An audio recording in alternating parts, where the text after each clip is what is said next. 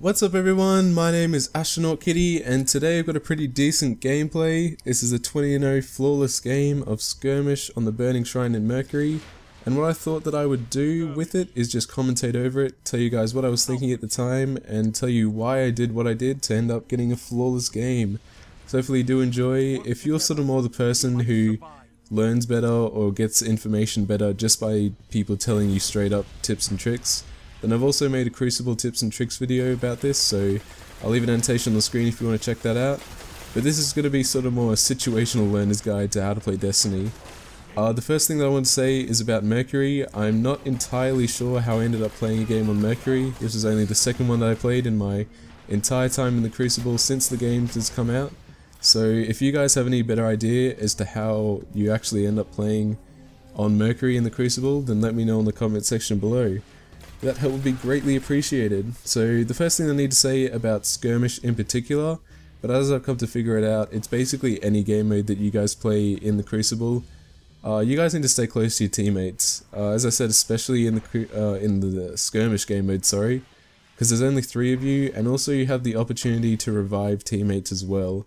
So it's important that you stay close to your teammates, don't get isolated, because in the few games that I played of Skirmish before this, I was trying to lone wolf it, and I was just getting wrecked on every single time. So this first gunfight that I'm going to talk about here, the guy that I go up against has a hand cannon, and he's just completely destroying me at this long range, which I was surprised because this weapon's a pretty big beast. If you want to know how I got this weapon, it's an exotic auto rifle. Leave an annotation on the screen now, so go check it out. But right there, I was in a very bad situation. And that leads me to my next point, which is you need to have a good situational awareness as to how your health is doing and how your enemy's doing. Right there I knew that I was low health, I didn't really hit my enemy too many times, and it wasn't looking too good. So I see a lot of people trying to, I guess, be hero and just go off and try and kill everyone by themselves, and more than likely, if they're sort of an average player, then they usually get destroyed. So you guys need to understand when you're in a good shape and when you're in bad shape in a gunfight. And if you're in bad shape, don't be afraid to just get the fuck out of there. Like as you can see there, I just like jumped out, did a quick double jump, got out of there immediately, went back to my teammates and got some support. But as you can see here, sort of tried to anticipate where he's going, just got that timing, my teammate came in with the help. And then this is also another coincidence, or another incident, sorry, where my teammate helped me out there. The enemy was sort of distracted by him. He did end up getting the kill on my teammate, but I got an easy kill on the enemy, and I just revived my teammate straight after, so it wasn't really that big of a deal. No love lost.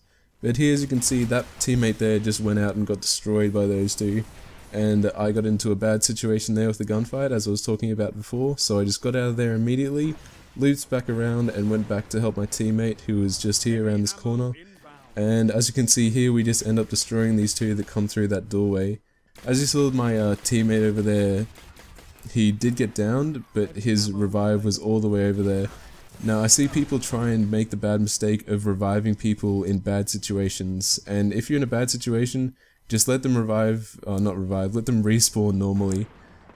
Here I also wanted to say, just jumping in quickly and interrupt myself, that I did get separated, but I was just lucky that that guy was using a shotgun from so far away. The reason I did get separated from my teammates there, obviously to get that heavy ammo. If you guys did look at that tips and tricks video, I said that you should be trying to get the heavy ammo every single time. It's basically just like free kills, so if you want an OP auto rifle basically, then just go and pick up that heavy ammo. Get this zombie apocalypse because it is such a beast. In saying that though, I actually probably prefer using my auto rifle, the exotic one that I've got, the Suros regime, more than actually use this zombie apocalypse. And right here I found myself in a bad situation, 1 on 3, so I thought may as well use my special now, get rid of one, and then I ended up just beasting these two kids with this heavy machine gun. I got really lucky there with that shotgun, which was pretty lucky for me. Common theme you guys are going to be hearing me say throughout this game is lucky. I got very lucky, I got pretty good teammates as well, so I was very lucky about that as well. But right here, this guy just got separated from his teammates, so it wasn't really that big of a deal, he just got downed immediately. But that guy got away from me as I was using the zombie apocalypse. It hasn't got pretty good stability over a long range, so I just decided to get a bit closer. I pretty much panicked right here, because I was like, oh shit, I'm by myself, and just fucking sprayed everywhere. Ended up picking him off in the end, so I was pretty happy about that. But then immediately after that, got back to our teammates, grouped up nicely, and we just ended up destroying these guys up top here. As you can see, there's an orb of light there. Waited for a good opportunity to go and pick it up. I wasn't sure if my teammate had taken out the enemy there, so I just waited for a easy opportunity to go and get it. It's very important that you guys do pick up those orbs of light, because as you'll be able to see, I got that supercharge ability way faster than I would have. And right there, just beast on those two kids. And get the revive as well. So there's another situation where staying with your teammates is very good, because I just revived that guy straight away as soon as he got killed. But right here we're sort of just lurking. That teammate sort of got separated, just took him out there on the top. Wasn't that big of a deal. But we sort of get back together here and just look to take these guys out. This was just a really good nade. It was just unfortunate for that guy because I just took him out so well. As you can see, there's another situation where my teammate needed a revive down there, but it would have been stupid for me to go out there and run at him while there was another two enemy players, sorry, still sort of looking at that position. So I just let him respawn normally. And as we're getting to the end of this gameplay, I realized that I was going flawless, and I really didn't want to die. Wanted to get that flawless gameplay, so I sort of stayed back a bit here. Was a bit hesitant at times. Not always a bad thing, but definitely can be sometimes. What I wanted to say here was that my teammates were distracting them from that position, so I decided to flank around. As soon as I flanked around, my teammates pushed up and we just destroyed these kids.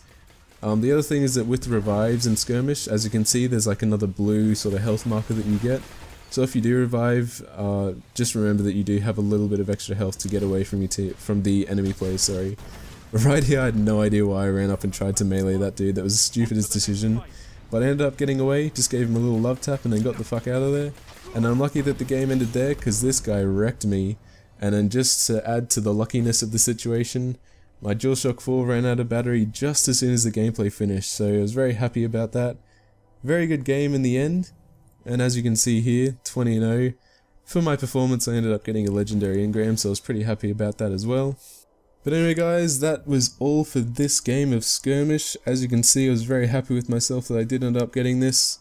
If you guys have any other tips that you think will help someone else in the Skirmish game mode, then be sure to leave a comment in the comment section below. Also, for you guys who are subscribed for the COD, if you actually did watch this video and if you're still here, I will be having a few more live commentaries out soon.